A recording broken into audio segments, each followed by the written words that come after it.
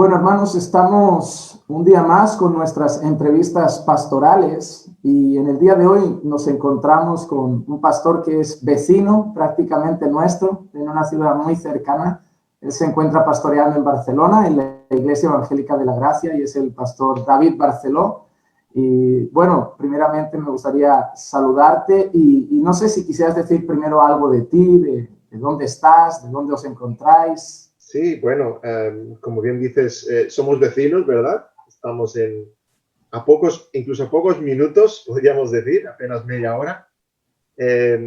Estoy pastoreando la Iglesia Evangélica de la Gracia en Barcelona, en el barrio de Sant Andreu, desde sus inicios, los últimos 15 años. Esposo de Elizabeth, padre de 4 hijos. Y bueno, vamos a estar conversando sobre una de mis pasiones, como es la consejería bíblica, ¿no? Pero realmente contento por la invitación, Juanma, y de poder compartir este rato contigo, que aunque estamos cerca nos vemos poco, Pues ¿verdad? sí. Y luego estar compartiendo este tiempo con los hermanos que nos pueden estar siguiendo. Un tema que espero que les apasione, igual que a nosotros.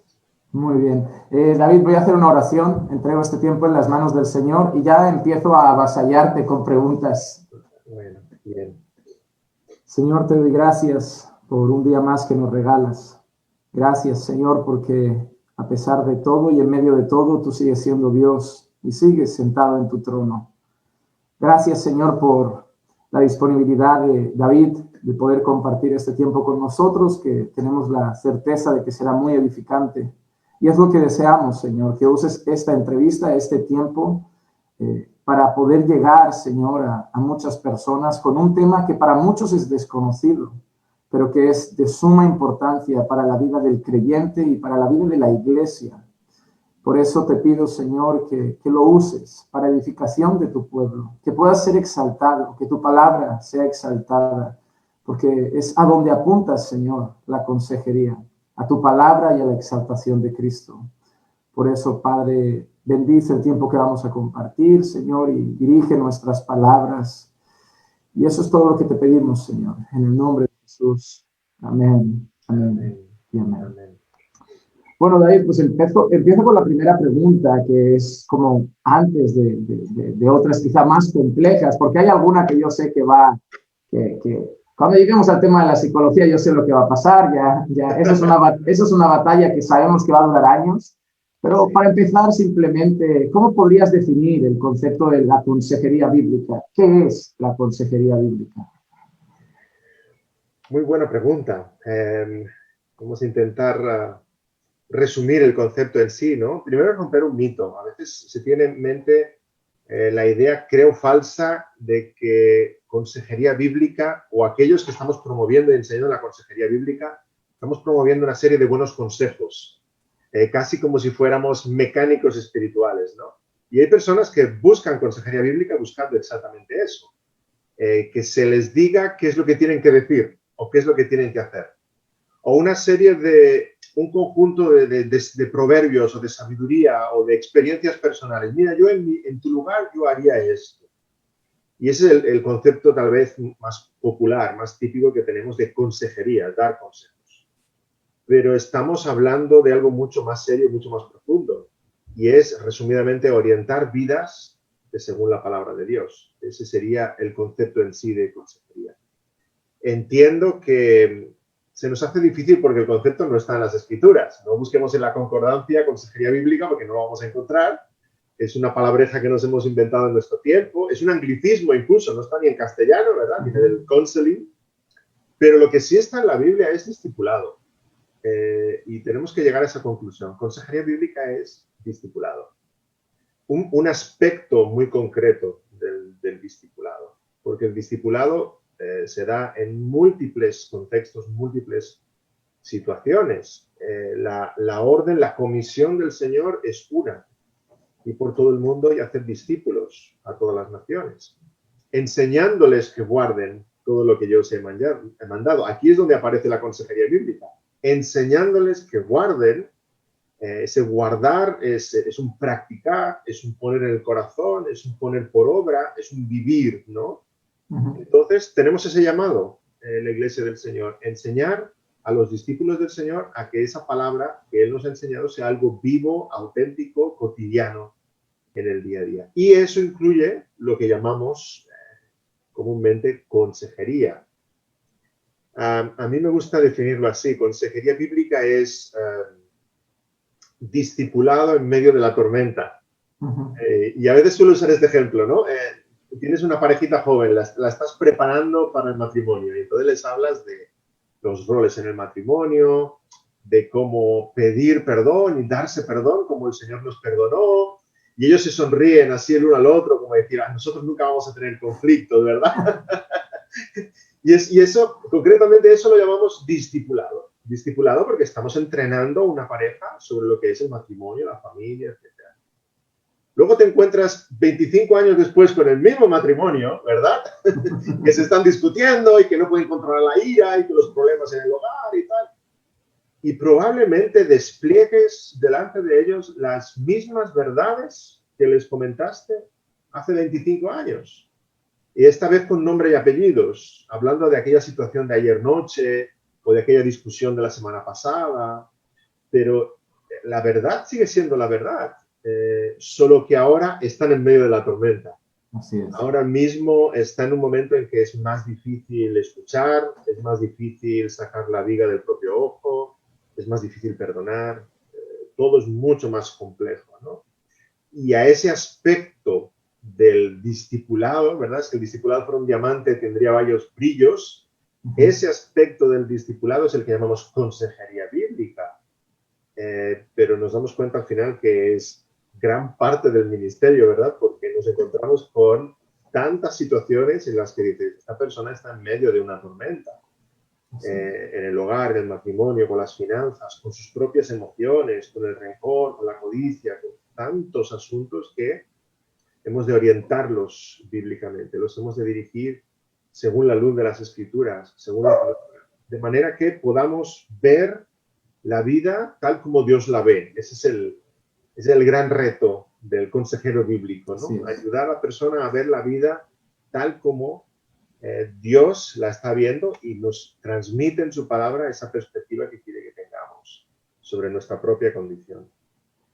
Y qué peligroso es, porque hay personas que entienden que ellos mismos se autodenominan buenos consejeros en la iglesia, quizá porque llevan años en la congregación o llevan años casados y empiezan a querer aconsejar a todo el mundo, pero cuando pones un poco el oído, porque como pastor uno está atento a esas cosas, empiezas a ver que los consejos solo son así como tú decías, ¿no? Como simplemente buenos consejos a su parecer, como yo pienso, yo haría esto, yo haría aquello, pero ves que no está presente la escritura del Señor dice, la palabra dice, y al final lo que busca uno con consejería bíblica es aplicar las verdades bíblicas y los fundamentos bíblicos a situaciones de la vida cotidiana y no mi experiencia personal, que puede ser mala. Entonces, sí. Es así. Y una cosa que has mencionado me ha gustado, que es como, has dicho que es como discipulado en medio de la tormenta. Y eso tiene que ver con la segunda pregunta que te quiero plantear. Hablando de tormentas, llevamos un año, 2020, que podríamos definir casi como un año tormentoso, difícil. Es decir, parece que llevamos un mes con toda esta situación, pero ya llevamos desde el principio, llevamos prácticamente el año entero y sabemos que incluso tú has pasado momentos personales con pérdidas familiares, ha sido especialmente duro para seres queridos vuestros, para nosotros. La consejería bíblica en medio de esta tormenta, en medio de este tiempo, es una herramienta útil y es práctica. ¿Cómo ves la consejería bíblica en medio de la pandemia?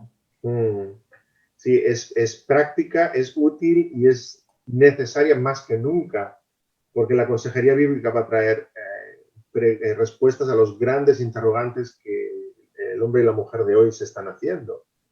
Ya empezando por los cristianos, necesitamos consejería bíblica porque necesitamos reorientar nuestras vidas, sintonizar constantemente con la verdad de la palabra.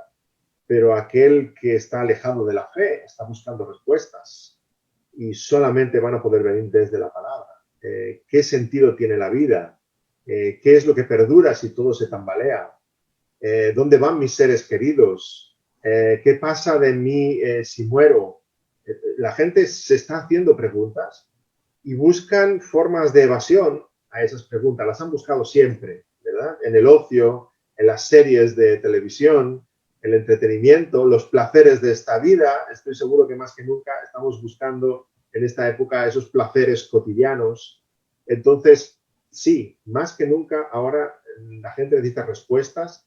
Los creyentes mismos, como te digo, necesitan reorientar sus vidas porque puede que haya grandes verdades que se tambalean en su corazón en estos días, y grandes convicciones que han sostenido ahora se están poniendo a prueba porque es un tiempo difícil y necesitamos hacer una ITV espiritual también con los creyentes y ponerlos delante de la palabra en este tiempo de pandemia, en una tormenta que está agitándolo todo, y realmente volver a sintonizar con la palabra, volver a conectar con la palabra y apretar los tornillos espirituales que haga falta apretar para seguir adelante.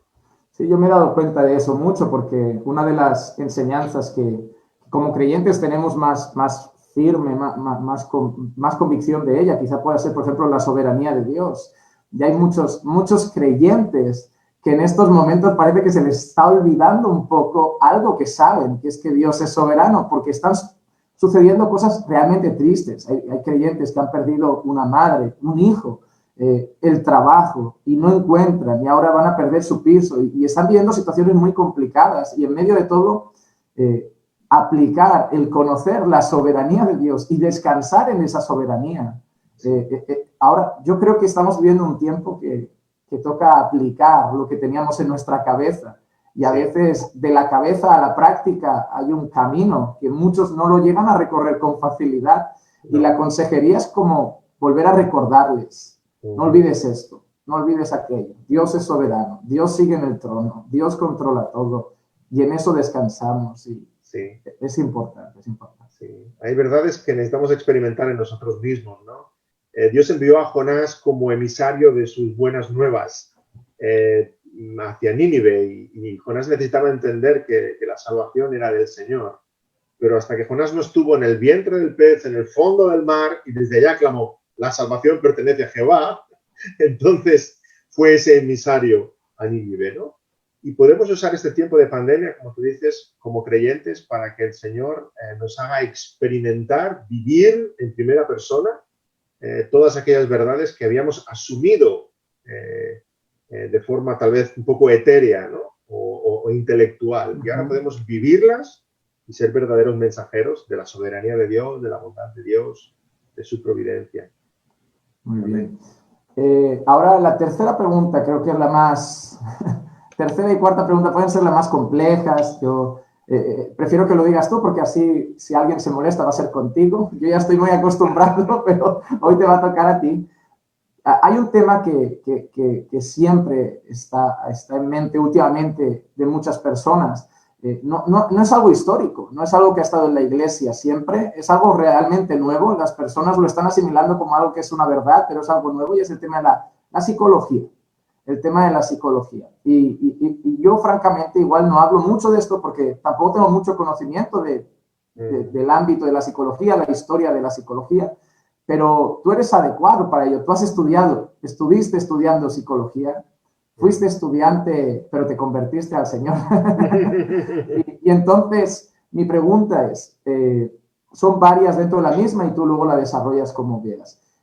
¿Qué diferencia hay entre la consejería bíblica y la psicología? ¿Existe la psicología cristiana? ¿Se puede aplicar psicología en la iglesia? ¿Es mala la psicología? Hay varios tipos de psicología, algunos buenos y otros malos. Hay una diferencia entre psiquiatría. Háblanos un poquito de todo esto, porque yo ya te he escuchado en algunas enseñanzas, me han mirado, tienes conocimientos que obviamente yo no tengo, y fundamentos que yo no tengo, y a mí siempre me lo dejaste muy claro. Entonces me gustaría que nos hablaras un poco de este asunto. ¿Cuántas horas tengo, Juanma? No sé, puedes hablar de lo que tú quieras, yo no tengo prisa. Yo ya me he tomado el café. Sí. Como tú dices, yo estuve ahí, y en primer lugar quisiera no poner en duda las buenas intenciones de aquellos que están siendo cristianos, están en la psicología, ¿no? Creo que lo hacen de corazón, creo que piensan, como yo pensé en mi momento, la psicología es buena, la psicología es útil, es necesaria para la iglesia, la psicología es verdad y la palabra de Dios también es verdad, por tanto, aquí puede haber una amalgama, puede haber una unión, puede haber un matrimonio feliz, ¿no? Yo estuve ahí convencido, yo soy hijo de pastor también y vi a mi padre lidiando con muchos asuntos y yo empecé a pensar que era una carrera que iba a ser buena para la obra del Señor, para la iglesia, ¿no? Porque lidiamos con muchos temas personales. Y desde un punto de vista secular, si no fuéramos cristianos, podemos decir que es algo de admirar, porque los psicólogos, psiquiatras, hacen todo su esfuerzo por aliviar el sufrimiento humano, pero sin los recursos de Dios, sin la palabra de Dios, sin el Espíritu, sin nuestra cosmovisión, nuestra antropología, por tanto, alejados de la verdad, están en un punto de vista completamente diferente. Por tanto, no es de extrañar que el no creyente haga y practique la psicología, es el esfuerzo del hombre por intentar ayudar al hombre, y punto. Lo que es extraño es que nosotros hiciéramos ese mismo uso, y es lo que estamos viendo en muchas iglesias y en muchos contextos, que simplemente se ha adoptado la psicología dentro de las congregaciones, pues igual como Jacob y Esaú tomó el potaje de Jacob. Bueno, de hecho, esto es una frase de Maslow, un psicólogo humanista. Dice, ha vendido la fe evangélica su primogenitura por un potaje psicológico, y realmente lo dice él desde fuera, observando qué es lo que el cristianismo está haciendo. Nos hemos ido a lo fácil, hemos tomado todo aquello que ya está hecho, estudiado, cocinado, ¿verdad?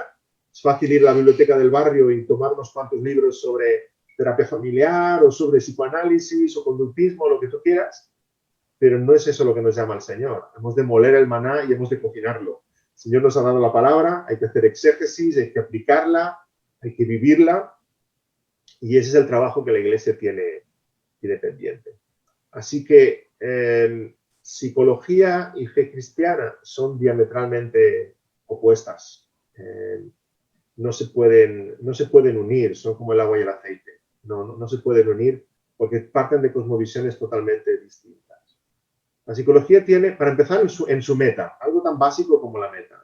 La psicología, y hablamos de psicología siempre refiriéndonos más bien a las psicoterapias, ¿sí? Pero podemos hacer algún tipo de distinción. La psicología tiene la meta de aliviar el sufrimiento, o sea, busca el bienestar. Entonces, buscando el bienestar, va a caer en una serie de trampas. Una de ellas es el subjetivismo, por supuesto. Lo que a ti te ayude, lo que te diga el corazón, si tú te sientes bien, si tú estás contento con esta situación, cae en un subjetivismo pleno porque ya no se clasifican los problemas de forma objetiva, sí o no. Si voy al médico y me encuentran cáncer, o lo tengo o no lo tengo. Es una situación objetiva y por tanto hay un tratamiento. Pero si voy al psicólogo no es así. La misma situación podría ser problemática para ti y no para mí, ¿sí? Depende de cómo yo lo vivo. Entonces cae en un subjetivismo tremendo porque la meta es, repito, el bienestar. Desde el punto de vista de la palabra de Dios, de la consejería bíblica, la meta no es el bienestar. La meta es la gloria de Dios y es la santificación. Por tanto, yo me puedo encontrar en situaciones, y me he encontrado en situaciones de consejería bíblica, en la que he abierto la palabra, he dicho la verdad, con todo el respeto del mundo, con todo el tacto del mundo, con toda la paciencia, pero la persona ha salido enojada, llorando, enfadada, disgustada, todo lo que tú quieras, ¿sí? Podemos esperar cualquier tipo de reacción. No siempre, muchas veces salen consoladas y salen contentas en la realidad de la palabra de Dios. Pero lo que quiero decir es que la meta no es la felicidad, es la santidad. Recuerdo una vez aconsejando a una hermana, ¿verdad? Llorando y un asunto muy personal, ¿verdad? Y me dijo, pero David, ¿tú no quieres que yo sea feliz? Y yo le dije, hermana, sí quiero que seas feliz, pero no es mi trabajo. Mi trabajo es que seas santa. No es mi trabajo buscar tu felicidad. Y la gente está obsesionada con el bienestar y la felicidad. Por eso es nadar contracorriente hablar de estas cosas, ¿sí? Consejería bíblica es conformar la vida a la verdad de la palabra de Dios, buscando no una felicidad momentánea, cotidiana, una felicidad de hoy, que es la que buscaron Adán y Eva con el fruto del Edén, sino buscando esa felicidad indestructible que es descansar en las verdades de Dios, porque el gozo viene mañana, el gozo no es hoy. El mejor vino viene después, como en las bodas de Caná. Entonces, esa es la esperanza que tenemos y por tanto compartimos la verdad de Dios buscando la felicidad indestructible del que nos está escuchando, esa felicidad eterna. Entonces, no, consejería bíblica y psicología diametralmente opuesta en su meta, en su objetivo. También las diferencias son muchas otras en metodología. ¿Dónde está la verdad? La verdad está en la palabra de Dios desde la consejería bíblica. Nuestro corazón es engañoso y nos tenemos que confiar en la palabra de Dios. Desde la psicología es exactamente lo contrario. La verdad está en el corazón, en el interior, ese subjetivismo, y los problemas están fuera. Los problemas son el gobierno, es mi ADN, es mi mujer, son mis hijos, es el sistema educativo, es la alimentación, es la configuración de las estrellas, da igual, echar la culpa fuera. Entonces, esa es una grandísima diferencia entre la psicología y la consejería bíblica. La psicología victimiza a la persona, la hace sentir cada vez menos y menos responsable. La etiqueta, por tanto, tiene algún tipo de enfermedad que le ha sobrevenido. La persona realmente se está hundiendo progresivamente en un pozo de victimismo, de irresponsabilidad. No sabe qué hacer, no sabe cómo salir. La culpa es de alguna otra cosa, a mí me han metido aquí, espero que me saquen de aquí. Desde la consejería bíblica no vemos tal cosa, porque hablamos de responsabilidad, hablamos de obediencia, hablamos de pecado, hablamos de arrepentimiento, hablamos de conformidad a la palabra de Dios. Por tanto, con paciencia, con tacto, con amor, por supuesto, vamos sacando a la persona del hoyo que ella misma ha acabado y vamos exactamente en dirección contraria. Así que podríamos centrarnos en muchísimas otras diferencias, pero son sistemas de ayuda, ambos, pero son diametralmente opuestos porque buscan fines, buscan metas completamente diferentes. Otra cosa que comentas es la diferencia con la psiquiatría, creo que has mencionado. Hay una diferencia sustancial, sí, entre psicología y psiquiatría, aunque solemos usar todos estos términos de forma indistinta, ¿verdad? Psicología, psiquiatría, psicoterapias, etc. La psicología es básicamente filosófica, aunque hay intentos de que sea científica, como es el conductismo, pero básicamente, evidentemente, es filosófica. La psicología o las psicoterapias, que vendría a ser el sistema de ayuda en sí, es un sistema de ayuda, por tanto, filosófico, basado en las palabras. Es que, de hecho, psicoterapia en sí es la cura a través de las palabras, a través del lenguaje. Por tanto, estamos cayendo en todo lo que es filosófico o religioso. Evidentemente, el psicólogo está compartiendo una filosofía de vida y según esa cosmovisión, está dirigiendo a la persona hacia donde cree que está la solución, pero siempre de acuerdo con su cosmovisión, con su perspectiva de la vida, con sus creencias, con sus convicciones. Entonces, las psicoterapias son eminentemente filosofías de vida. Cuando hablamos de psiquiatría, estamos hablando de otro tema, aunque hay psiquiatras que pueden usar alguna de las psicoterapias, ¿verdad? Pero evidentemente, básicamente, un psiquiatra es un médico. Entonces, va a tratar el organismo. Por tanto, va a buscar qué tipo de abordaje médico pueden tener esa experiencia del dolor, ya sea por medicación, ya sea cambiando hábitos de vida, etc. Pero esa experiencia del dolor, ¿cómo podemos aliviarla? ¿Cómo podemos aliviar esos síntomas? Sea una ansiedad, sea un temor, sea una depresión, sea la condición que sea, ¿no? Entonces tendríamos esas dos perspectivas, ¿no? Desde la psicología, una perspectiva más filosófica, desde la psiquiatría, una perspectiva más médica. Normalmente recetan una serie de pastillas por X tiempo, si hay mejoría van retirándolas, etc. Y después de la descripción que he hecho, si me preguntas cuál de las dos es más peligrosa, ya vemos claramente, es la psicología o la psicoterapia en sí, porque es mucho más peligroso comunicar una serie de ideas o de convicciones que van a cambiar la forma de pensar de la persona. Incluso hay muchos que van al psicólogo y empiezan a anteponer esas verdades que han escuchado en la consulta a la palabra de Dios, por tanto empiezan a pensar más de forma secular que de forma bíblica.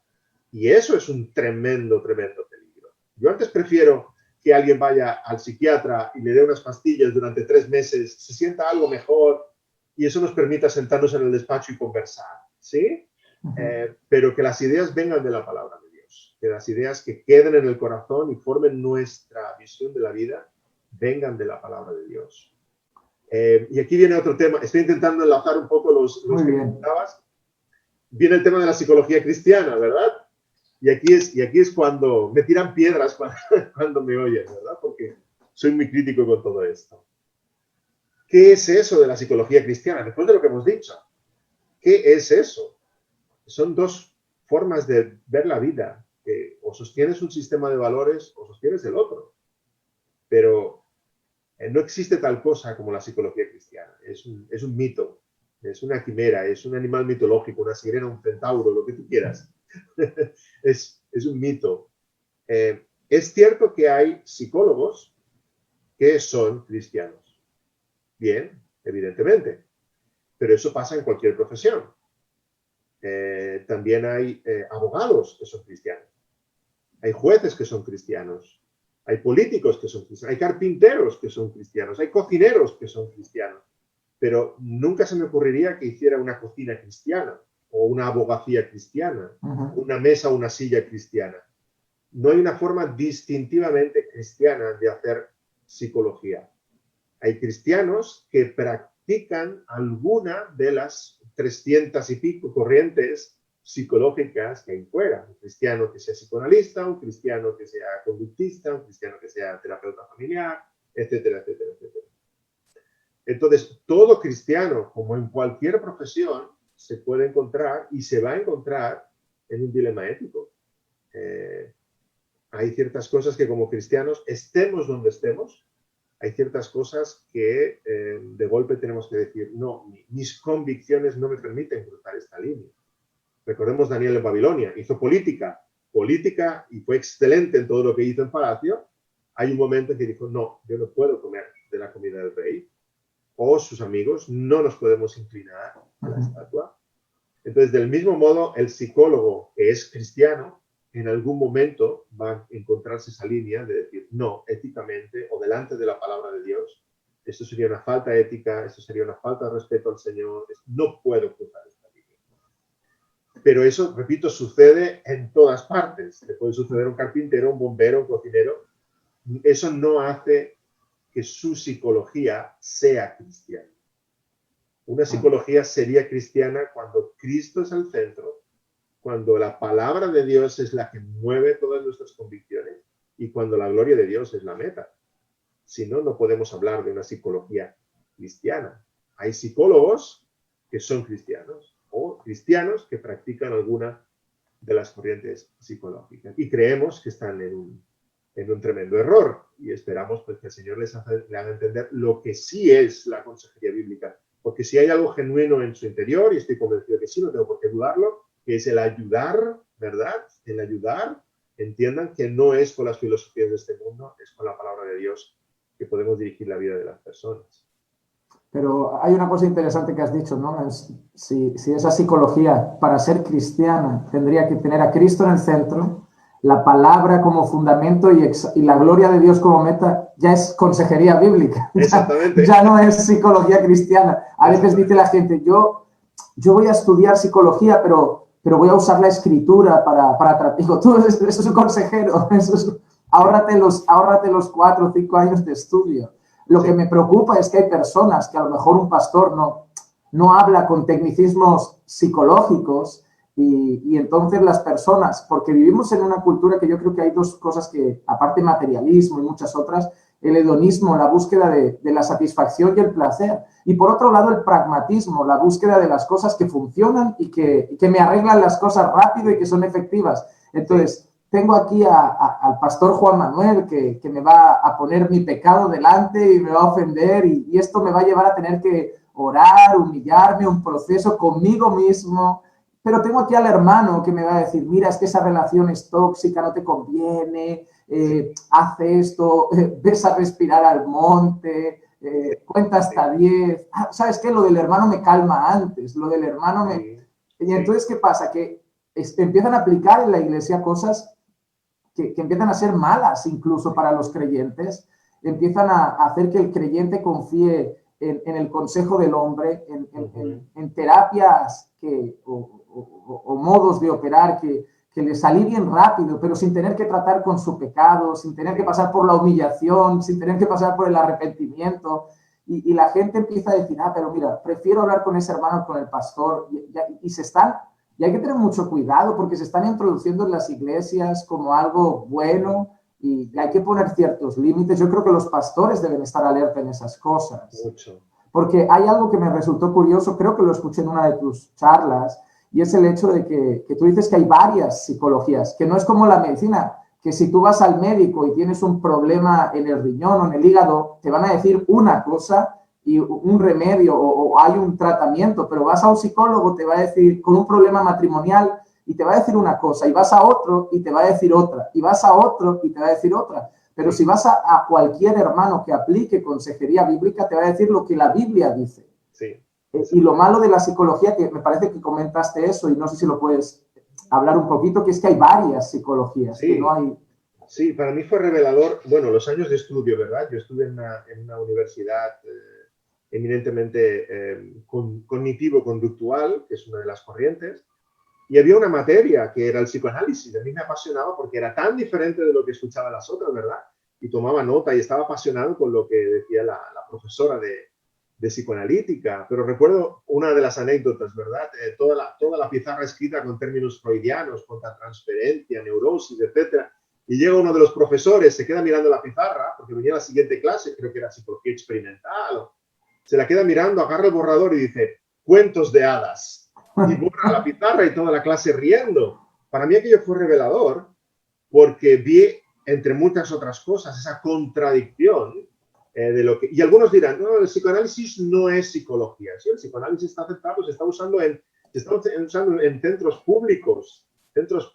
Yo hice el interinaje en un hospital aquí en la zona y vi la misma contradicción cuando observábamos un caso y luego los psiquiatras y psicólogos todos comentándolo, pero cada uno según su perspectiva, la terapia familiar, el psicoanálisis lacaniano, etcétera, etcétera, ¿no? Y daba cada uno su visión de aquello.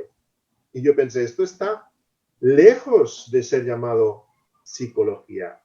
Tristemente luego vi en círculos evangélicos lo mismo, como cada psicólogo evangélico tiene su posición y su perspectiva según una de esas escuelas, pero para nada andan en conjunto, para nada hay un criterio objetivo. Nosotros tenemos la palabra como criterio objetivo. Podemos diferir en teología y aquí enzarzarnos en un debate, pero la palabra tendrá siempre razón, ¿sí? En la psicología no se puede hacer eso, porque cada uno defiende y argumenta según su filosofía de lo que supone la ayuda. Por tanto, son eso, filosofías. Y una gran pregunta, una gran reflexión para aquel que no se puede estar escuchando y aún tenga dudas sobre el tema, ¿no? ¿Cómo ha aconsejado la Iglesia del Señor antes de que llegaran las psicologías o las psicoterapias? Estamos hablando de los últimos 200 años. Antes de Freud o Wundt o cualquiera que sea tu superhéroe dentro del campo de la psicología. Antes de ello, ¿cómo aconsejaba la Iglesia del Señor? Abriendo la palabra. ¿Cómo lo hacían los reformadores? ¿Cómo lo hacían los puritanos ingleses? ¿Cómo lo han hecho nuestros hermanos en el siglo I? Y es una soberana tontería decir que no, es que ahora hay esos problemas psicológicos, entonces no. El ser humano ha luchado siempre con lo mismo. Ansiedad, tristeza, hoy la llamamos depresión, problemas matrimoniales, educación de los hijos. Hemos luchado siempre con lo mismo.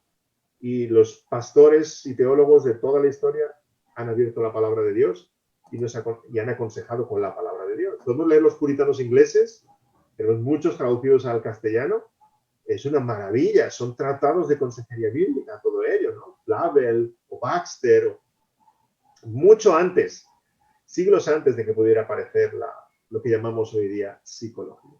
Entonces la consejería aboga por eso, volvamos a los orígenes, en medio de una sociedad, incluso una iglesia que está psicologizada, volvamos a los orígenes, debemos usar la palabra de Dios para dirigir esos asuntos del alma. Sí. No, nosotros estábamos primero, ¿no, David? Exactamente. Si hay intrusismo profesional, nosotros estábamos primero. Una cosa ya para terminar con este tema en general. Si llega alguien con casos muy graves, por ejemplo, una depresión muy grave, una ansiedad muy grave, un pánico o quizá hasta pensamientos suicidas, cosas extremadamente graves, ¿aplicarías con paciencia la consejería o en casos extremos derivarías quizá a la psiquiatría para algún antidepresivo temporalmente y luego ya poder tratarlo? Sí, sí, has apuntado a lo que es nuestro ideal. Nuestro ideal es practicar la consejería bíblica por pastores, consejeros, es una responsabilidad y una misión de la iglesia local. Como hemos visto antes, está enlazada con la gran comisión, es nuestro deber, pero lo ideal es poder hacer este trabajo junto a médicos que sean cristianos y tengan esa misma perspectiva de la consejería bíblica.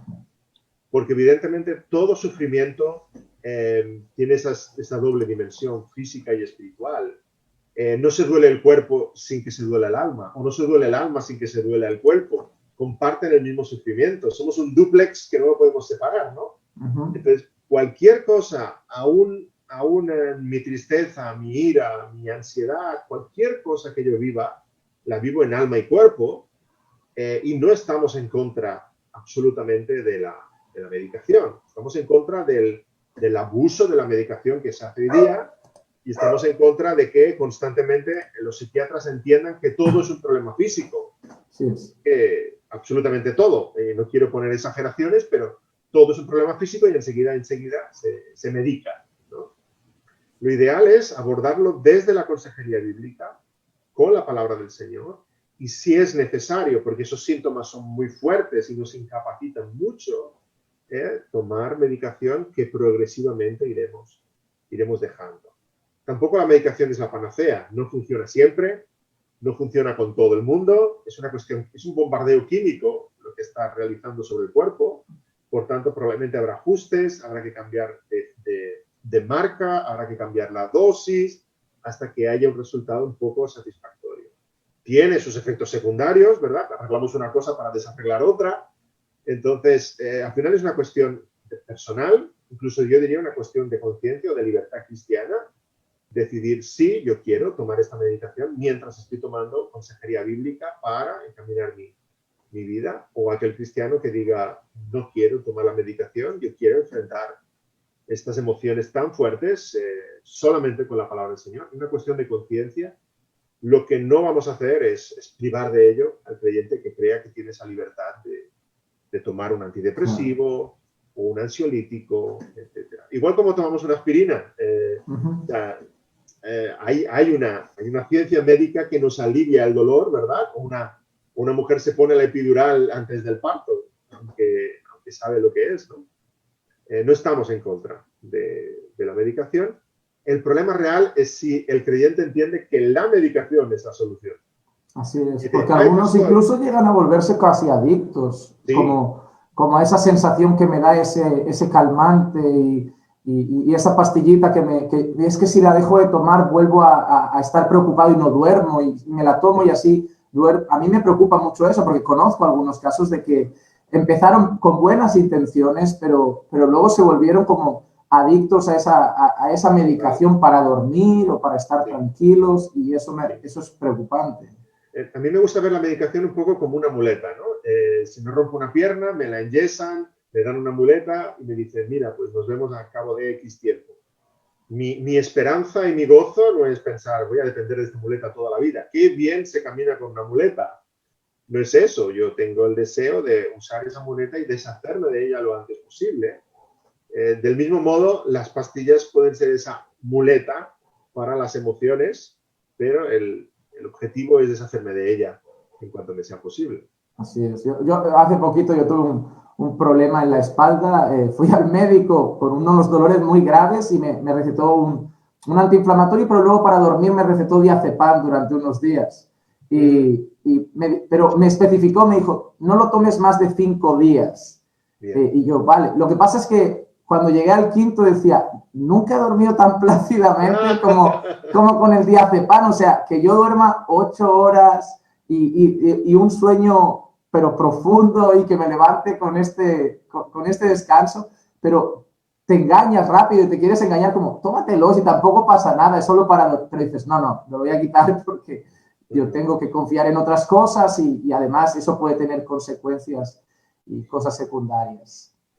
David, volviendo al tema de la consejería, y antes de nada también agradecerte en nombre de Eclesia, porque ella en el pasado tuvo unas luchas con pánico y ansiedad por unas situaciones que pasaron en la vida y ella me decía, cuando hables con David, agradéceselo porque le diste ciertos consejos y eso es un caso de que se enfrentó con la palabra, se enfrentó con la oración, se enfrentó con consejería bíblica y sí, no fue de la noche a la mañana, fue un proceso, pero gracias a Dios se superó. Y me acuerdo que llegaba al punto por todo lo que había pasado que parecía que se había vuelto hasta claustrofóbica, no podía entrar en los túneles con el coche, ni mucho menos en un tren, pero todo eso se trató con consejería bíblica, con palabra de Dios, se sumergía en escuchar predicaciones también ella, y bueno, ahora ya está resuelto y me dijo, no, agradéceselo, porque soy un claro ejemplo de que la consejería sirve para la ansiedad, sirve para momentos de pánico y difíciles de la vida. Quizá es un proceso largo, no se arregla de la noche a la mañana, pero la palabra de Dios es efectiva. Así es. Gracias. Entonces, te quiero hacer otra pregunta sobre la consejería y es, ¿quién puede practicarla? ¿Quién puede ejercer consejería bíblica? Ajá. Muy buena pregunta también. En un sentido general, todo cristiano es un consejero bíblico, en minúscula. ¿Por qué? Porque compartimos nuestra perspectiva de la vida y es inevitable, todos recibimos y damos consejería, ¿no? Ese compañero de trabajo, ese familiar que se acerca y dice, mira, tú que eres creyente, tengo esta cuestión con mis hijos, es inevitable. Por eso hemos de estar preparados, hemos de conocer la palabra, hemos de conocer la voluntad del Señor, la hemos de compartir con prudencia, con amabilidad, con cariño, pero con firmeza, ¿sí? Y en ese sentido todos somos consejeros, ¿no? Ahora, en un sentido de rol, dentro o de ministerio, dentro de lo que es el cuerpo de Cristo, dentro de lo que es la congregación, creemos que ha de haber unas cualificaciones y que ha de haber una excelencia en ciertos asuntos. Y yo ahí pondría las cualificaciones de un consejero bíblico a la par de las que la palabra nos dice para diáconos y para ancianos. Hay una cuestión de conocimiento de la palabra, hay una cuestión de testimonio personal, hay una cuestión de carácter. Esta es otra de las grandes diferencias con la psicología. En la psicología no importa nada de todo eso, ni tu vida personal, ni evidentemente tu santidad, ni tu matrimonio, ni tus hijos, ni nada, absolutamente. Todo depende de una técnica. Tú la aprendes y la ejecutas. Desde el punto de vista bíblico, vemos que la persona es el instrumento que Dios usa y ha de ser apta para enseñar la palabra, para abrir las escrituras. Pero hay toda una serie de cualificaciones que están describiendo su carácter, su persona, su vivencia, su testimonio, su hogar. Por tanto, creemos que es responsabilidad de la iglesia local, exactamente como hace la iglesia local para reconocer ancianos, para reconocer diáconos. La iglesia local ha de tener la palabra delante y sabiduría de parte del Señor para ver quiénes deben ejercer esa labor de enseñar la palabra en lo privado, de enseñar la palabra en situaciones de despacho o de consejería bíblica. Pero hay un estándar ahí puesto, que si es bueno para ancianos y para diáconos, es bueno para maestros, predicadores, consejeros, evangelistas, los ministerios que tengamos que tener dentro del seno de la iglesia local. Muy bien. Y de cara a esto, ¿hay cómo formarse para la consejería bíblica alguna manera o es necesario prepararse y dónde uno se forma? Yo quiero, es como si yo veo y te digo, David, quiero llegar a ser un buen consejero bíblico. ¿Dónde aprendo? Sí. Una pregunta compleja, ¿verdad? Porque no está unificado. Hay muchas iniciativas de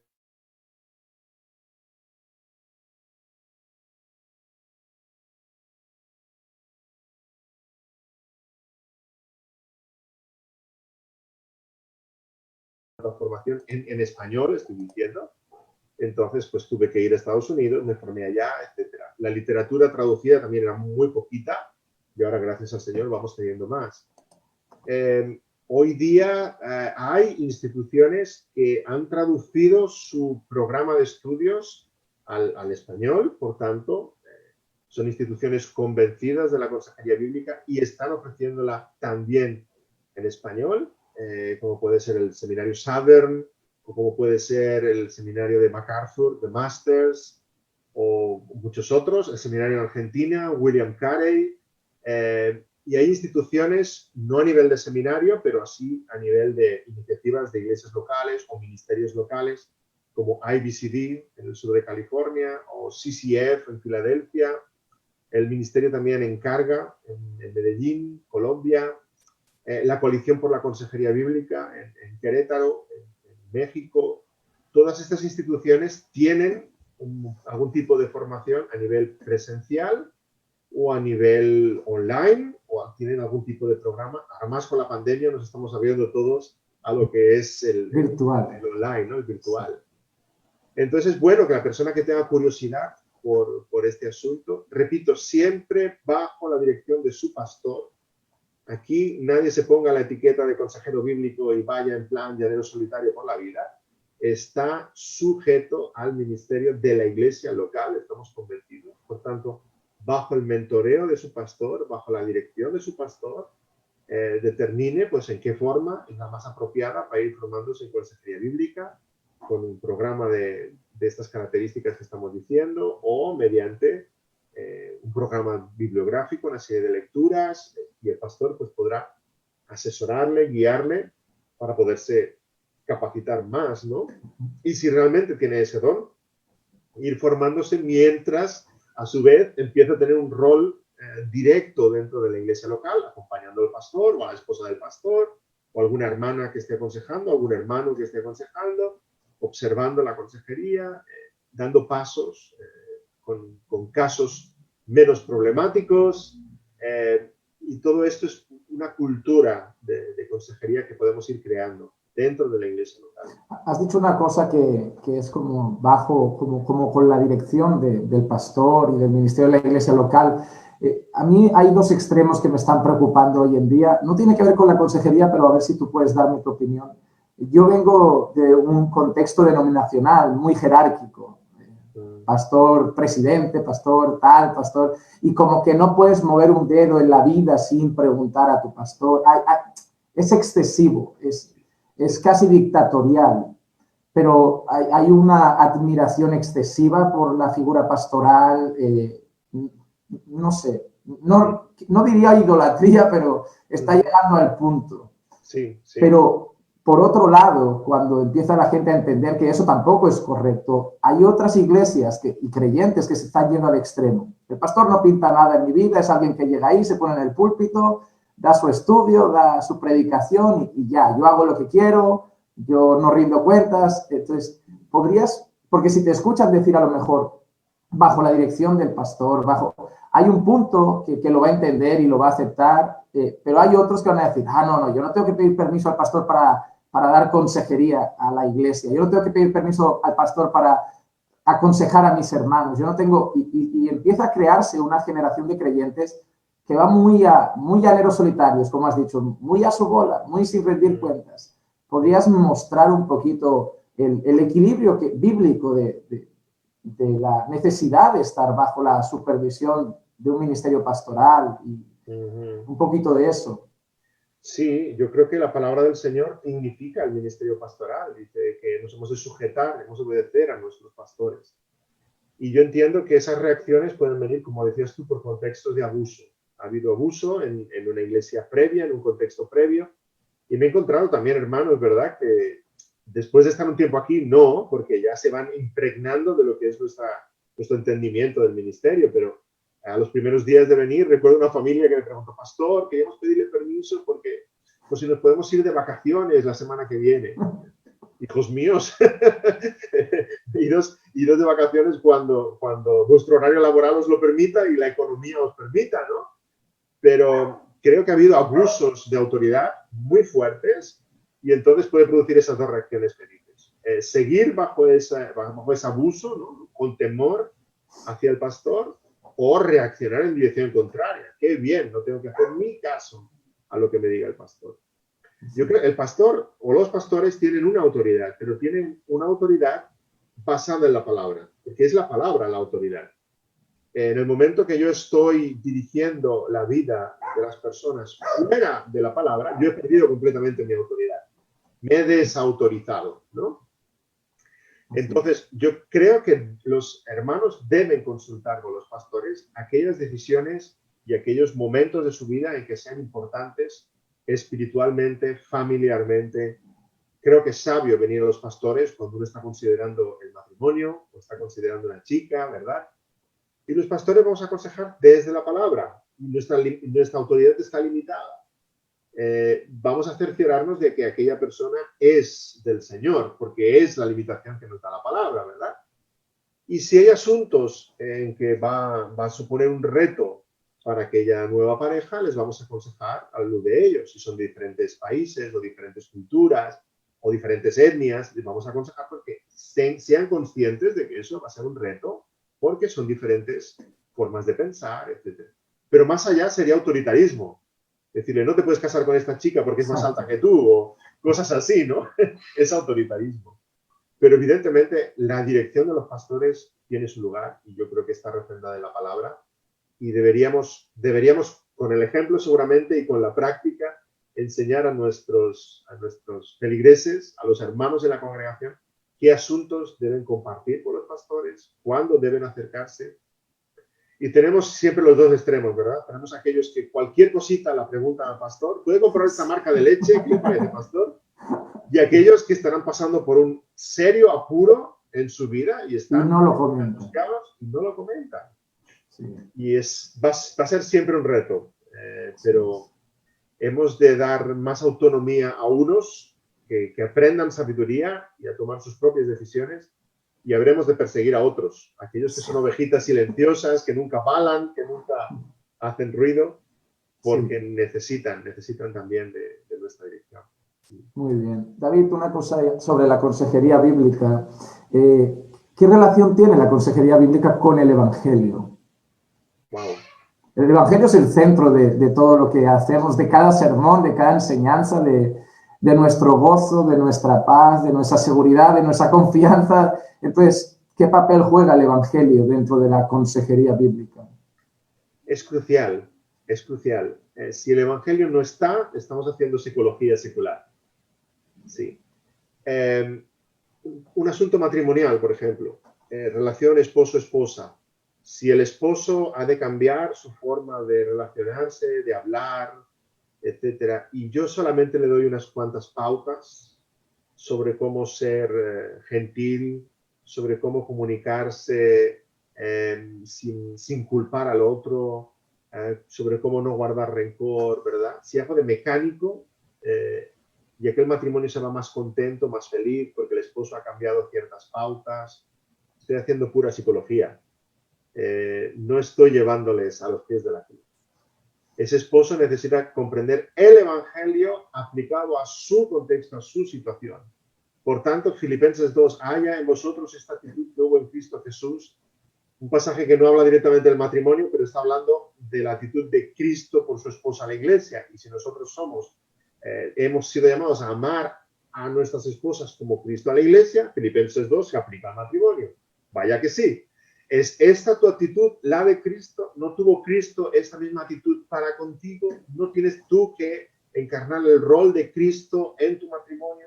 ¿Te estás comportando con tu esposa como Cristo o la iglesia? Directamente tenemos que llevar a la cruz a la persona, cualquier situación en la que estemos, ¿no? Un caso tan cotidiano como podríamos decir la anorexia o la bulimia.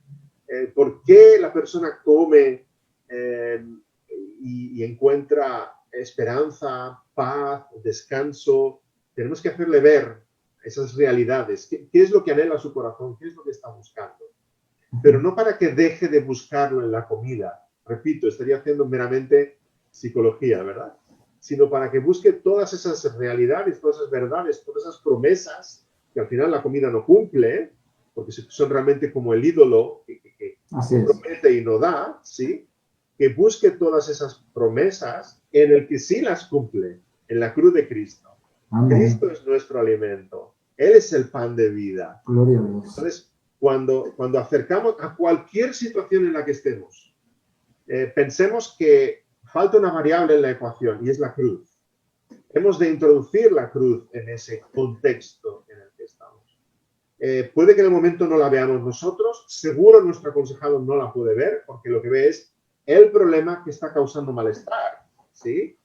Pero el problema no es el problema. Hemos de buscar el problema con P mayúscula, que es un síntoma. Es un síntoma más. Me estoy contentando con algo que no es la cruz del Señor Jesucristo, que no es el verdadero alimento espiritual. Entonces, el Evangelio tiene que estar siempre, siempre. Seguramente no será la primera sesión o la segunda, seguramente será un proceso, pero queremos ir llevando, conduciendo a la persona que tenga cada vez más luz respecto a su realidad, de manera que comprenda que es a los pies de la cruz que nos encontramos todos. Venimos de diferentes puntos, pero al final nos encontramos todos en el mismo lugar y de nuestra necesidad es exactamente la misma. Así es. Qué bueno, David. Una cosita más. Hay algo que me está preocupando en nuestros tiempos, es el tema del avance en la teología liberal. Aquí en España está pasando mucho. Hemos tenido varias personas que han tenido problemas, incluso nuestro amigo Will Graham, por batallar contra eso, tuvo el problema de su página cerrada y un montón de cosas. Hace poquito apareció un pastor brasileño que estuvimos comentando con Will también en las redes su mensaje, que decía que debíamos actualizar la Biblia, debíamos empezar a releer la palabra, que no podíamos seguir discriminando algunos colectivos de nuestras comunidades cristianas por 3 o 4 versículos que se usaban hace 3.000 o 4.000 años. Entonces, uno de los gritos de la Reforma fue el sola escritura, la confianza plena en las escrituras como único fundamento de nuestra fe y práctica. La consejería bíblica tiene relación con la suficiencia de las escrituras y con el sola escritura. Sí, sin duda. Sin esa máxima de la Reforma Protestante no podemos tener consejería bíblica, porque si no es sola escritura, empezaremos a añadir filosofías humanas, pensamientos de los hombres. Claro, vamos a romper un mito muy de la teología liberal, ¿verdad? La teología liberal dice que la palabra de Dios, las escrituras, tienen la finalidad de la salvación, ¿sí? Como si ese fuera el único bien que nos aportan las escrituras. No, la finalidad de las escrituras tienen como finalidad la gloria de Dios, en primer lugar. Nuestra salvación es un instrumento para dar gloria a Dios, pero también la condenación de aquellos que arderán en el infierno eternamente es para la gloria de Dios. O sea que las escrituras no tienen solamente la meta de nuestra salvación. Eso es una concepción antropocéntrica y egoísta de lo que son las escrituras. Sí, y para dar gloria a Dios, las escrituras nos han sido dadas para nuestra salvación en su término más amplio, porque nuestra salvación es pasada, presente y futura. En el futuro seré salvo cuando el Señor venga a buscarme. En el pasado fui salvo cuando derramó su sangre en la cruz por mí y antes de la fundación del mundo, cuando me escogió. Pero en el presente estoy siendo salvo también. Y ese aspecto presente, que es al que apuntan pasajes como Filipenses 2, 12 y 13, ¿verdad? Ocupaos en vuestra salvación. Ese aspecto presente de la salvación, necesito agarrarme fuertemente a las Escrituras para mortificar el pecado, para avanzar en santidad, para obedecer al Señor y dar fruto abundante para su gloria, para crecer en obediencia, para conocerle más. Todos esos aspectos presentes de la salvación se forman el carácter de Cristo en mí. Necesito del sola escritura y ahí es donde enmarcamos lo que llamamos consejería bíblica o discipulado en la tormenta, como te comentaba antes. Sí. Entonces, el sola escritura es fundamental para el aspecto presente de mi salvación, también para mi santificación, para mi andar en obediencia, para yo guardar todas las cosas que Él me ha mandado y hacer guardar aquellas cosas que nos ha mandado. Y ahí es donde se entromete las psicoterapias de este mundo y las muchas otras cosmovisiones de la vida que no hemos de escuchar. La palabra de Dios es suficiente para mi andar cotidiano, para ser un buen esposo, una buena madre, un buen hijo, un buen ciudadano, un buen cristiano, un buen trabajador, para agradar al Señor en todo aquello que yo he de agradarle. Todas las cosas que pertenecen a la vida y la piedad nos han sido dadas por su poder.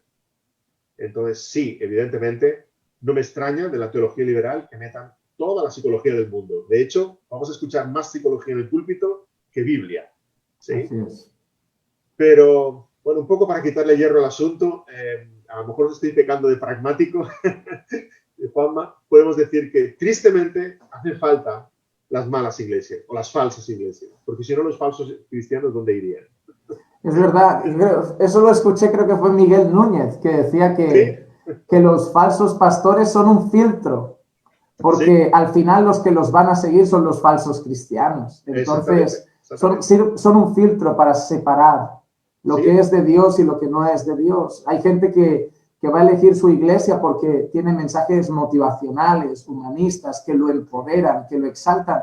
Está bien, son necesarias, ¿no? Sí. Son necesarias, no vamos a poner nombres, pero esos predicadores, esas iglesias son necesarias porque no se llevan a las ovejas. No. Las ovejas no van a parar a ese lugar. Las ovejas al final siempre van a querer del pasto, de la palabra del Señor. Van a oír la voz de su pastor, del Señor Jesucristo, y lo van a seguir. Y no van a ir detrás de esos platos de algarrobas. No. Si hay alguna cabra entre los nuestros, acabarán para allá. Así es. Y si hay una oveja entre aquellos, acabarían viniendo para acá. Esa es nuestra Como tú confianza. dices, es una especie de filtro natural, lamentablemente. Lamentablemente. Pero A mí hay así personas que me lo dicen, me dicen, no, ¿tú crees que puede haber en aquellas iglesias verdaderos creyentes? Y le digo, si son verdaderos creyentes y leen sus Biblias, acabarán saliendo de aquellas iglesias. Yo creo que puede haberlos temporalmente, sí, pero no permanentemente. Sí, sí. Lutero estuvo un tiempo en una falsa iglesia. Sí, sí, en una muy peligrosa. Y acabó saliendo, leyendo la palabra y convencido por el Espíritu del Señor. Así es. Hablando de iglesia, nosotros, tanto tú, yo, le damos mucha importancia al contexto de la iglesia local. Somos pastores de iglesias locales. ¿Qué relación hay entre la consejería bíblica y la iglesia local? Quizá es uno del contexto donde más se vive la consejería bíblica, donde más se practica. Sí, sí, por supuesto. En primer lugar, es donde más se practica, a nivel formal y a nivel informal. Creo que el Nuevo Testamento está lleno de expresiones los unos a los otros, ¿verdad? Estimulando los unos a los otros, exhortando los unos a los otros. Entonces, queremos cultivar esta cultura de consejería bíblica entre nuestra gente. Queremos que queden a tomar un café y hablen de sus vidas y se exhorten mutuamente con la palabra del Señor. Queremos que no solamente queden para charlar, sino que hablen de asuntos espirituales, del matrimonio, del hogar, de las finanzas, todo desde una óptica cristiana. Y queremos que eso se haga a nivel cotidiano, que sea algo muy, muy del día a día, ¿no? Y es el lugar donde se da porque la iglesia local es donde nos conocemos. Es demasiado fácil ir a un desconocido y presentarle la cara que yo quiera. Pero al hermano, al pastor, al diácono, aquel maestro que nos vemos constantemente, que compartimos, yo no puedo esconderle mi vida. Él me conoce de hace años, ¿verdad? Así es. Y sabe las luchas que yo he tenido, y sabe cuáles problemas tengo con mis hijos, y cuáles son las tentaciones en mi corazón. Y ahí es donde realmente la medicina va a ser aplicada a conciencia, ¿no? Pero ir a un consejero desconocido, no puedo presentarle la careta que yo quiera. Evidentemente, yo puedo hacerle decir o llegar a la conclusión que a mí me gustaría que llegara. De hecho, hay mucha gente que tristemente hace eso. Se pasa toda la vida de consejero en consejero durante años buscando no realmente un consejo que le ayude, sino que le digan lo que quiere escuchar. Y lamentablemente llega el día en que lo consiguen, ¿verdad? Así es. En primer lugar, la iglesia local es donde es más efectiva la consejería bíblica, es donde nos conocemos. Pero en segundo lugar es donde hay una estructura de autoridad. Recordemos Mateo 18. Cuando hay algo contra tu hermano, ves a solas tú con él, luego ves con 2 o 3. Podríamos estar hablando que la consejería bíblica es una fase inicial de lo que luego pudiera llegar a ser una disciplina o una corrección de iglesia, porque hay asuntos que estamos corrigiendo con paciencia, con la palabra y con la verdad, y esperamos que haya cambios, pero nos podemos encontrar con rigidez, con dureza de corazón, con que la persona ama su pecado y no quiere cambiar. Entonces ahí es necesario continuar con los demás recursos de la iglesia local, y entre ellos está la disciplina de iglesia. Por tanto, es el lugar apropiado dentro del seno de la iglesia local, es el lugar apropiado donde ejercer la consejería bíblica y recibir la consejería bíblica. Fijémonos el peligro que tiene ahora el ir a un psicólogo cristiano, ¿verdad? Cualquier feligrés de la congregación va a un psicólogo cristiano, le explica no sabemos qué, porque aquel creyente puede que no nos lo quiera decir, y a su vez el psicólogo cristiano tiene ese secreto de confesión, ¿verdad? Secular, que es el secreto profesional, y aquello es simple y llanamente una absoluta intromisión en el ministerio pastoral de la iglesia. Eso no debería consentirse de ninguna manera. Es en el seno de la iglesia local donde el Señor quiere que se lleve a cabo ese discipulado y donde tenemos los recursos bíblicos para llevarlos a cabo. Entonces, sin duda, la iglesia local. Sí. Y concluyendo, antes de que luego ya te pregunte por algunos libros, algunas cosas, la última pregunta, la has respondido ya en algunas porque es algo que va saliendo constantemente, pero ¿cuál es la finalidad de la consejería bíblica? Cuando viene alguien, me dice, Juan Manuel, quiero quedarte, un problema en mi matrimonio, ¿cuál es el fin que yo tengo en mi corazón como pastor o como consejero a la hora de sentarme y aplicar consejería bíblica? ¿Hacia dónde apunto? ¿Qué quiero alcanzar? La gloria de Dios expresada a través de nuestras vidas. Es difícil sintetizar mucho, ¿no? Pero sin duda la meta no es la felicidad. La felicidad es un subproducto de la santidad. Yo creo que hemos de buscar la cercanía con el Señor y agradar al Señor. Y en el deleite del Señor, el cristiano encuentra su deleite. Entonces, en medio de las circunstancias en las que yo esté, porque puede haber circunstancias que con sabiduría y con la palabra podamos redirigirlas, véase un conflicto matrimonial y restaurar ese matrimonio. Pero hay circunstancias como puede ser una calamidad, como puede ser una enfermedad, como puede ser un hijo rebelde que nunca voy a volver a ver encaminado. Hay muchas cosas y la gran pregunta es ¿cómo puedo dar gloria al Señor en medio de esto? El tema del dolor es muy complejo y podemos caer en varios extremos. Uno es el hedonismo, y es lo que impera en nuestra sociedad, ¿verdad? Quiero quitarme este dolor de encima. Entonces voy al psicólogo o voy al psiquiatra porque me quiero quitar este dolor de encima y nos van a poner encima de nuestras espaldas la misma pretensión. Ayúdame, pastor, a salir de este atolladero. Quiero sentirme bien. Ese es el primer imperativo, ¿verdad?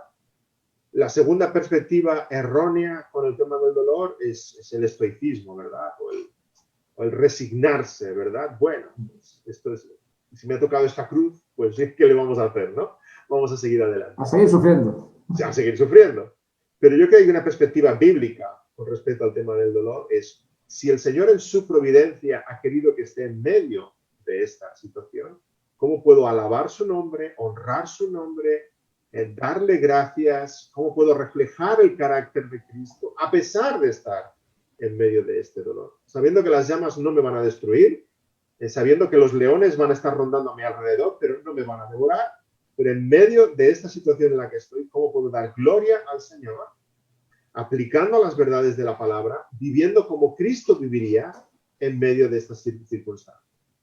Por tanto, al final encontramos que la máxima aspiración de la consejería bíblica es la máxima aspiración de la Iglesia en todo su ministerio. Es la gloria del Señor a través de nuestras vidas, sean cuales sean nuestras vivencias. Sabiendo que buscar su voluntad y buscar la santidad y buscar su deleite, eso va a redundar en una felicidad indestructible, como decíamos antes. Otro tipo de felicidad. No es la felicidad de morder el fruto del Edén, es la felicidad de estar en el paraíso por toda la eternidad. Entonces, no nos vamos a conformar con una meta menos excelente que esa. Amén. Y David, para así ya concluir con nuestra entrevista, libros, porque detrás de ti ahora mismo estoy contando y digo, ahí hay cientos, ahí hay cientos. Y digo, algunos que puedas recomendarnos, por ejemplo, la entrevista, a lo mejor alguien dice, oye, me ha parecido muy interesante, no sé mucho, pero quiero seguir leyendo, quiero aprender, quiero investigar. ¿Qué libros puedes recomendar a personas que digas, mira, estos me han ayudado, estos están bien, sobre el tema de la consejería bíblica? Sí. Sabía que me ibas a preguntar, así que tengo de todos los que tengo ahí atrás, tengo unos cuantos aquí encima de la mesa. Muy bien. Guardaditos. Yo diría, en primer lugar, este fue clave para mí, ¿no? Jay Adams, si se ve en pantalla, Capacitado para Orientar. Se nos fue hace poquito con el Señor. Se fue hace poco con el Señor. El hermano Jay Adams ha escrito muchísimo, todo lo que ha escrito muy recomendable. Jay Adams es el Martín Lutero de la consejería bíblica. Martín Lutero no inventó nada, redescubrió las verdades del Evangelio. Jay Adams no inventó nada con respecto a la consejería bíblica. La revitalizó, la promovió. Así es. Y entonces tuvo el mismo carácter contestatario que tuvo Lutero, ¿verdad? Y la misma fuerza como para rebatir, pues plantó las 95 tesis. Este libro sería las 95 tesis en la puerta de la Catedral de la Psicología, ¿sí?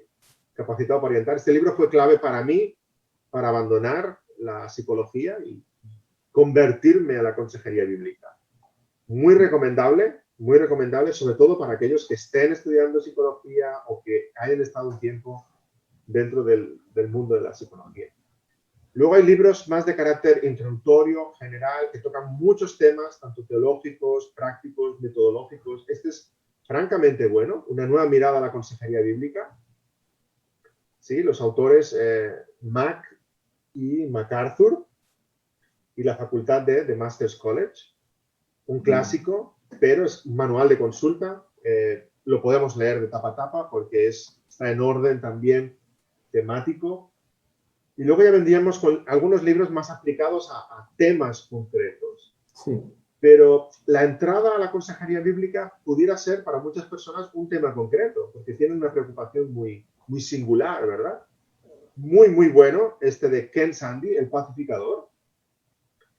Ken Sande, abogado de profesión, lo que hace es aplicar principios bíblicos a todo el tema de la mediación en conflictos, la resolución de conflictos y toda una serie de principios aplicados al hogar, a la iglesia, a los negocios, etc. Muy, muy, muy práctico.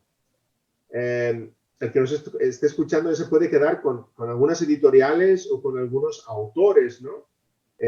Sande, Jay Adams, MacArthur, Mack, Ed Welch, este es de Editorial Peregrino, aquí en España. Es El cerebro, el culpable, un libro más tal vez orientado a médicos o toda la cuestión de los síntomas físicos y espirituales, cómo ayudarnos a distinguirlos, cuando hay un papel realmente físico de gran peso, cuando no, en absoluto, y muchas veces, la mayoría de veces se entremezclan, ¿verdad? Los síntomas físicos y espirituales, cómo poderlos orientar. Editorial Peregrino, Editorial Poema en Colombia, Editorial Faro de Gracia en México, son editoriales totalmente convencidas de la consejería bíblica y luego, como digo, tanto por la editorial como por el autor nos podemos orientar.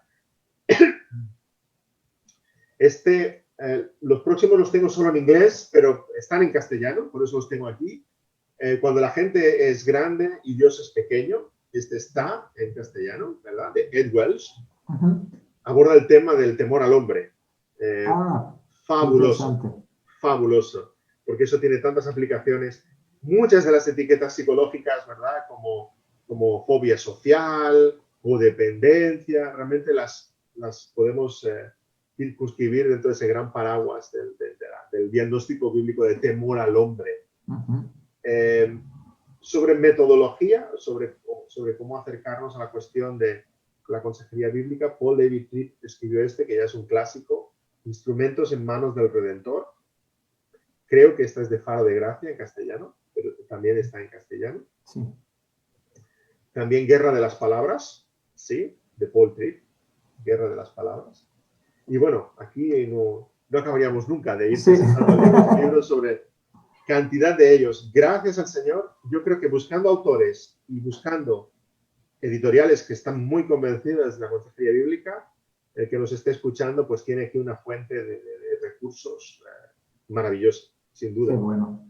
Gracias por recomendarnos esos libros, David. Y hablando de libros, hace no mucho salió el tuyo. El tuyo. Y te voy a decir algo. No sé si me dijiste hace mucho que estabas preparando algo de consejería. Pues sí, hermano. Yo ya estoy esperando tu manual de consejería también. Pero háblanos un poquito del que sí has escrito y ya está publicado. No sé si lo tienes ahí para enseñar también la portada. Lo tengo por si lo mencionabas, Juanma. Ah. Sí, ya sé que no queda muy elegante hacer publicidad de uno mismo, pero viene al caso porque es también de consejería bíblica, su gracia es mayor, ¿sí? Es una biografía de José y cómo apunta al Evangelio, constantemente está apuntando al Señor Jesucristo, pero se puede usar y se está usando ya como libro para la consejería bíblica o el discipulado tú a tú, porque ¿en qué circunstancias no se vio José? Que no nos hayamos visto nosotros, ¿verdad? Injustamente apresado, abandonado, recibió bullying de sus hermanos, podía haberse deprimido en prisión, tuvo que afrontar un tema de perdón y rencor muy grande. ¿En qué circunstancias no se ha visto José? En que nos podamos sentir identificados. Y cómo respondió bíblicamente, mirando al Señor, confiando en sus promesas. Así que, sin duda, es un libro de consejería, es un libro de teología bíblica, pero es un libro de consejería bíblica. Y tiene después de cada capítulo unas preguntas que podemos leer junto a la persona que estemos aconsejando y luego adentrarnos en esas preguntas para aplicación personal. Y bueno, un recurso más, gracias al Señor. Y sí, como decías, está pendiente ese libro introductorio a la consejería bíblica en el que todavía estoy trabajando y esperemos que vea la luz en algún momento. Yo también lo estoy esperando porque la primera vez que escucho hablar de consejería, antes de que ya me nombraras libros y otras cosas en el pasado, fue a ti y fue por eso quería entrevistarte bajo este tema, porque fue lo que me impulsó. Todavía estoy muy verde, lo reconozco, tengo que aprender mucho, me queda mucho que aprender, sobre todo a modo práctico. Ya tengo muchos conceptos en mente, pero supongo que la experiencia con los años se va desarrollando. Sí. Y bueno, estoy muy feliz de que hayas compartido este tiempo con nosotros. Gracias por tus consejos, indicaciones, explicaciones.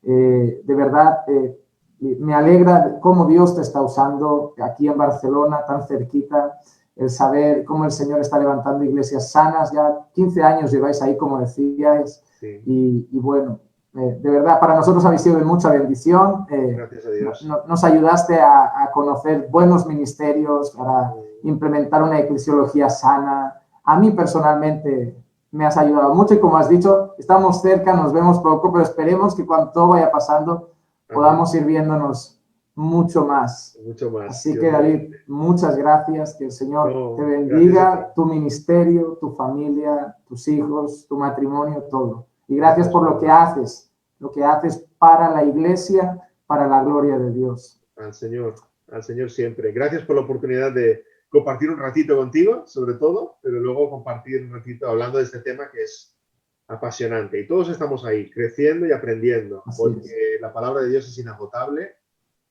La persona es muy complicada, pero gracias al Señor, Él es inmensamente sabio. Así que aplicamos sus verdades a nuestro día a día. Así es. David, ¿te parece si nos despides con una oración? ¿Cómo no? Sí, hermano. Gracias, Señor, por este tiempo que hemos podido compartir con mi hermano Juanma, hablando de tu palabra, hablando de la iglesia, hablando del ministerio, hablando de la consejería. Señor, hablando al fin y al cabo de aquello que es nuestro deber, nuestra responsabilidad, guiar a tus ovejas, Señor, con tu palabra. Señor, te pedimos que sea de bendición para todos nosotros, que sea de bendición para los que hayan podido escuchar esta esta entrevista y este tiempo de conversación. Señor, que tú en tu iglesia hagas más y más, que amemos tu palabra como lo que es, suficiente, viva, eficaz. Y no solamente la conozcamos de forma intelectual, Señor, que la apliquemos a nuestros corazones, que tú con tu poder hagas que eche raíces y que traiga fruto abundante. Señor, ayúdanos en esta labor difícil, ardua, pero maravillosa de aconsejar con las Escrituras. Señor, de ayudar a aquellos que están en momentos difíciles. Señor, que encuentren todo el refugio y sustento que necesitan solamente en ti, porque tú eres nuestra agua espiritual, tú eres nuestro maná del cielo.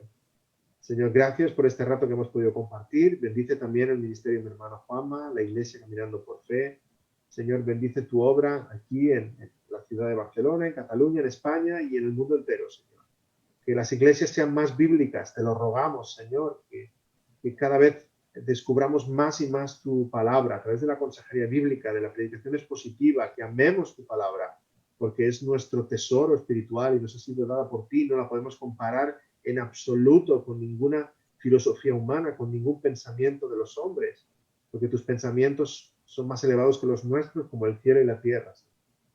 Te lo rogamos, te lo pedimos, que tú hagas que iglesias bíblicas se levanten en todo el mundo, que realmente con firmeza, con autoridad, con amor, con ternura, pero con seguridad, usen tu palabra, Señor, porque es viva y eficaz y nos transforma. Gracias te damos, en el bendito nombre del Señor Jesús. Amén. Amén. Amén. Amén.